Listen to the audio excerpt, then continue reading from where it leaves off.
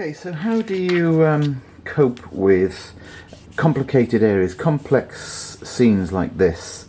Foreground is not so bad, the objects are larger, they're easier to see, but how do you create this sort of effect or feel of busyness?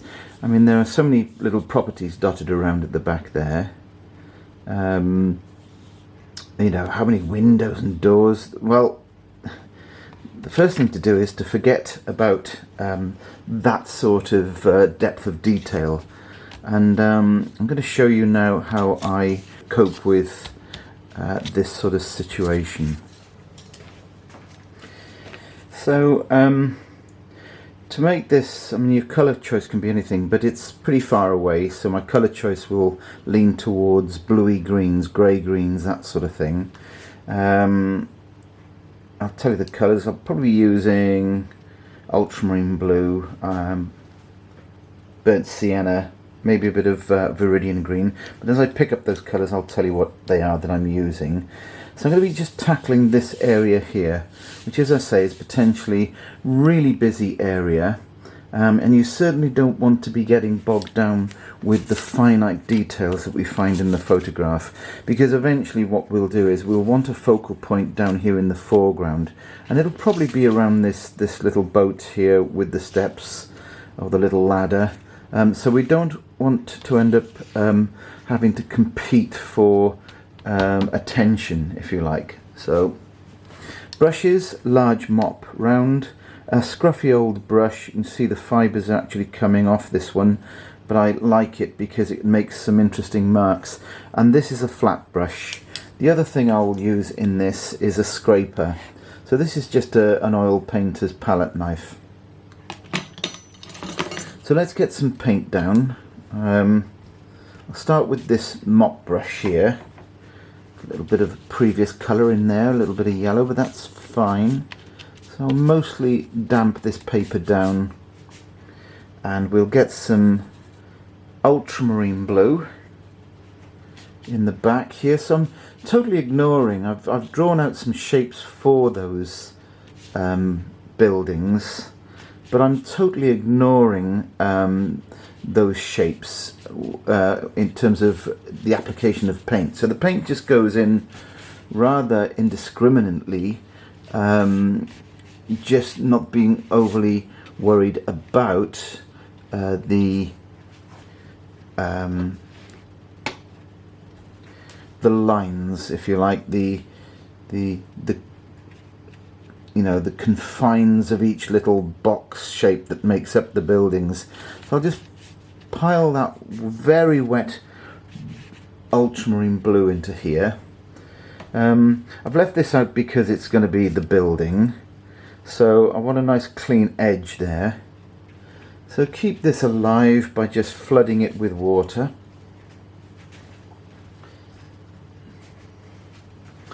And now I'll bring in a colour that a lot of people are afraid to use, and that's this really bright green. But as I say, I want to keep this nice and cool. I will be adding some warms in a moment.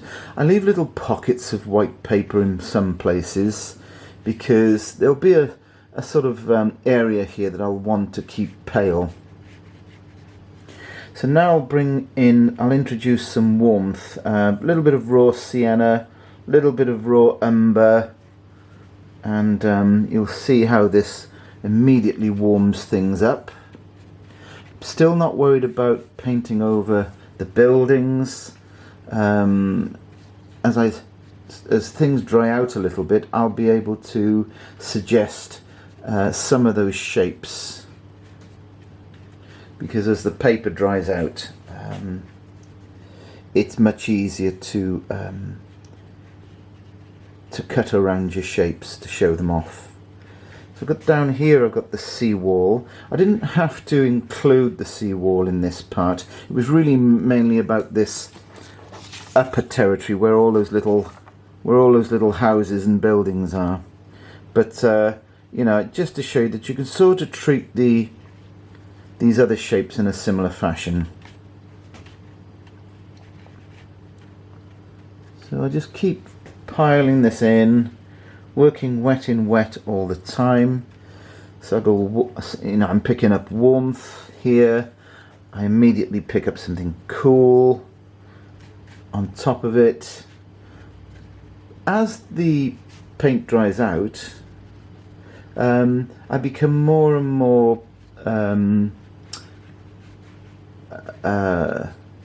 concerned with the actual hinting upon light areas and dark areas. By leaving some little pockets of light in up here, that will suggest the buildings. You know, these buildings do reflect a lot of light.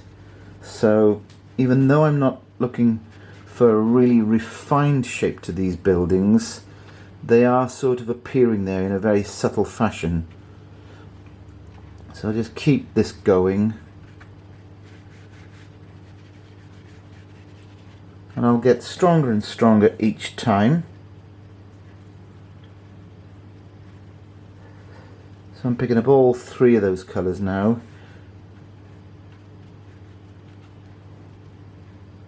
That's the raw sienna, ultramarine, viridian green. It makes sense to keep most of the warmth down here in the seawall because it's that little bit closer to us. I've just popped out around a little boat here that sits at the edge of the water. But just, as I say, just keep this going. So I'm not really copying exactly what's up here. I certainly haven't counted the buildings.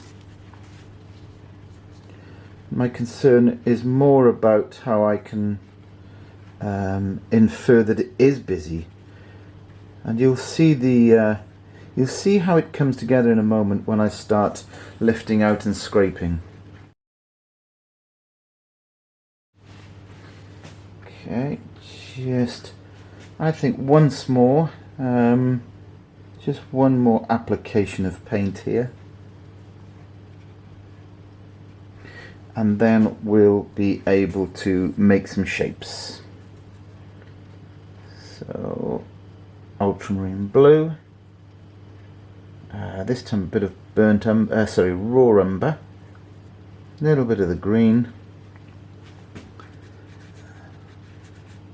And I'm just choosing to put, you can see just by squinting your eyes that there's the greenery between the, there's a band of a green band of shrubs and small trees.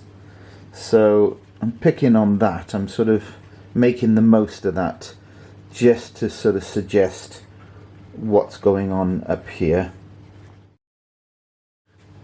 Of course, the base of a wall like this down here would be very dark, but you know, that's something I'll be tackling further down into the process.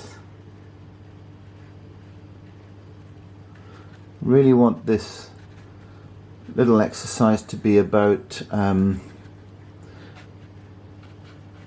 how to cope with creating busyness without needing to go into dotting the I's and crossing the T's, as they say. Take this then to the next bit. I may need to come back into that, but for the moment we'll start creating some of these houses. So with a steadyish hand you can push in. Be sure to change the angle of the brush, the scraper. You can see the reason why I like this particular shape. It gives me sort of the smaller shapes off one side, broader shapes off that side. Think, when you're doing this, think about roofs, front elevations, because they can be very abstract, these shapes. They still have to look like buildings, of course, but so that would be the roof mostly, with a chimney on the corner just there.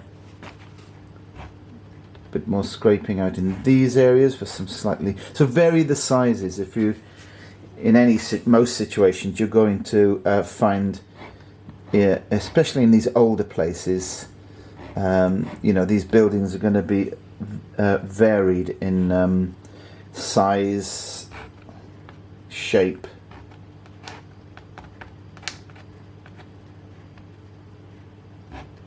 And they sort of stack up on each other, so they can look, as I say, they can be quite abstract looking. It's coming down to the nearer buildings down here.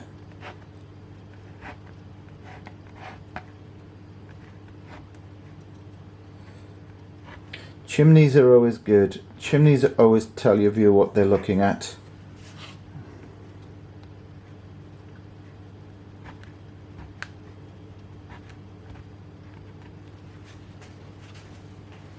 And perhaps we'll break up, this band's looking a little bit symmetrical, so I'm going to bring in a couple of shapes here just to break up that band there that was the dark area.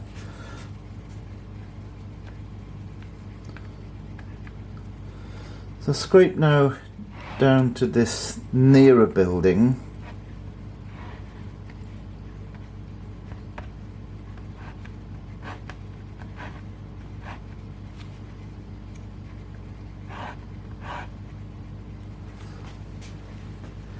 And then all we have to do really is embellish.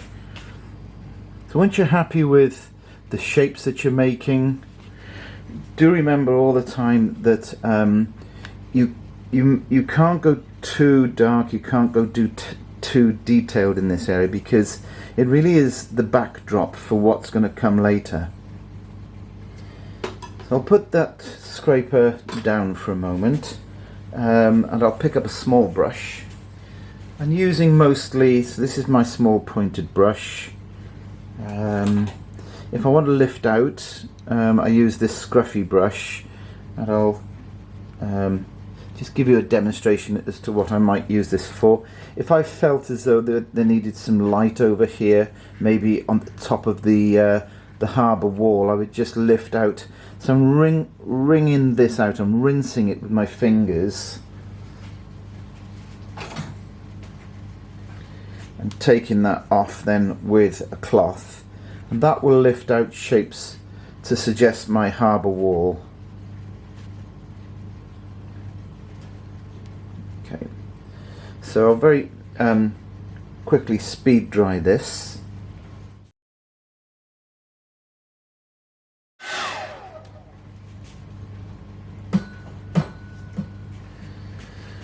And now what I hope you'll see is the way you really nail this to tell your viewer what's actually going on here, because if I left it like that, it's pretty abstract.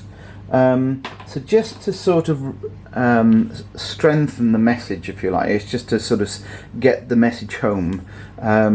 What I'll do is I'll just put in some windows with this small brush, and I'll use ultramarine blue and a little bit of raw umber, so I can rest my hand on here now because I've dried the paper surface, and I will just look for where I might expect to see these windows. You can refer to your photograph for the layout of the windows. Just remember the scale of the windows. You have to get that right.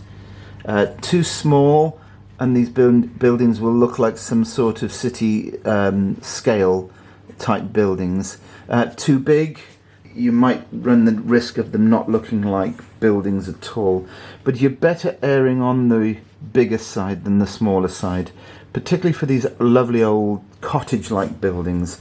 This building here is probably the biggest out of them all. It might have just been a sort of service building at some time during the days when this was an active port, seaside port for business and trading and exporting things. So with the rest of these buildings, I will just dot in various sort of suggestions of windows in places. If that's a chimney here, then you'd expect the roof perhaps to be about here somewhere, and then you'd pop in these windows. Just loading my little brush every couple of minutes, or every half a minute probably, and just dot them out. Don't be too fussy. As you go further away up the hill, then you need to sort of put a little bit more water in that mix so that these shapes don't look quite so dark. Remember what they are. They're windows, doors, other sort of paraphernalia that you might find adorning buildings. Lines like this underneath the overhang of the roofs. And it doesn't harm sometimes. You might not think, you know, think an area like this, there's nothing there. But if you put a couple of windows just floating there, the brain does the rest. The brain fills the rest in. So don't be afraid to be adventurous. Do things to get your viewer working, because that's what a good painting is. It's an entertainment for the viewer. If you spell everything out too clearly, it becomes boring. It's good to, if you can, to engage your viewer and to get their participation. So a few more dots and a few more lines. Now you can actually, with the same brush here, you could infer a little bit of those trees and shrubs. This is again just ultramarine blue and raw umber, very watery off the side of the brush. Pop something through like that. You could go a little more yellow in some places. Be careful with colour, because at this distance most things are rather sort of greyed off, monochrome. As long as there's a hint of warm and cool in these subtle greys, you'll be fine. I'm going to speed dry that again, and then finish it off with the flat brush.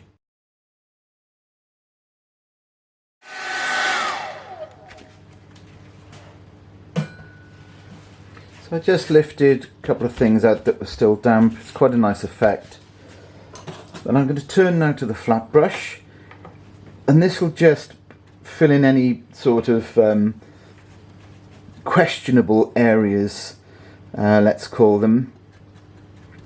Areas that will help the viewer understand the scene better. So it's mostly ultramarine blue with a little bit of raw umber. Quite watery. It's a sort of very watery mix here. And this allows me to just run.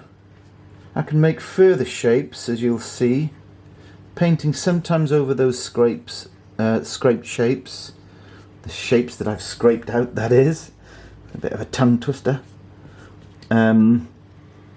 So at the back there, all these sort of geometrical negative shapes that you leave contribute to that illusion of there being objects, buildings, etc.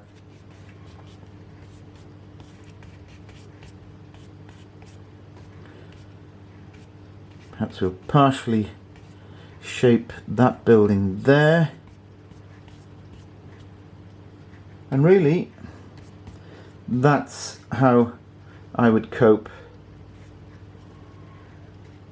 with that situation. So it's a nice loose, well, very loose representation of what we're looking at. And with that played down like that, then everything in this foreground and midground will of course pop out, will come forward. There we are. I hope you've liked that sort of mini demonstration. If you want more information about the details of this painting and other paintings, then do pop over to my website howardjonesart.co.uk. I offer monthly live Zoom classes, watercolour classes, twice a month. Any inquiries, just drop me an email or leave a message under this video, and I'd love to hear from you. If you haven't already, please remember to subscribe and hit the bell icon if you want immediate notification as and when I upload these videos each week. Till next time, happy painting.